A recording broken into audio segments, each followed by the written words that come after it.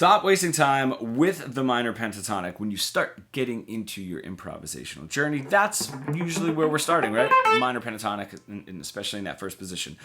Learn how to tell a little bit of a story and build a little bit of an emotional arc, right? If you have licks that end on the flat 7 or the flat 3, you're going to throw that arc up, you're going to build a little bit of tension, and then you're going to release it with a lick that ends on that root note, right? We do the same thing with the 4 and the 5. They sit a little bit more neutral. They almost explain the tension or explain the resolution. That's how I like to use them. So if I drive tension up, and I don't want to release it just yet, but I don't want to push the tension with another lick like that, I can end on a 5,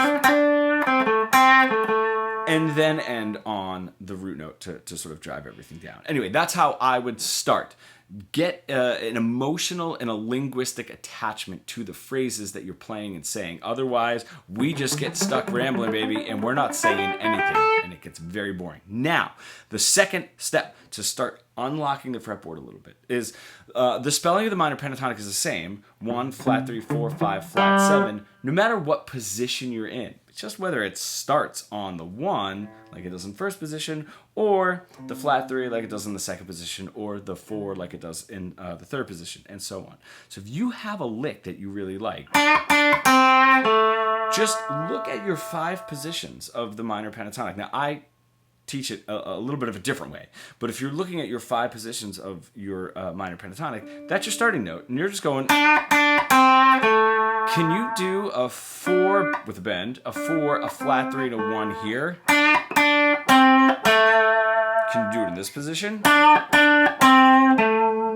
Right? Can you start noticing where that sits in those positions? Can you do longer, more complex licks? Start moving them, even if you just move it to this position and this position, and then just stay in first to really get your communication skills down. Just start branching out a little bit and noticing that the pattern of those notes is the same.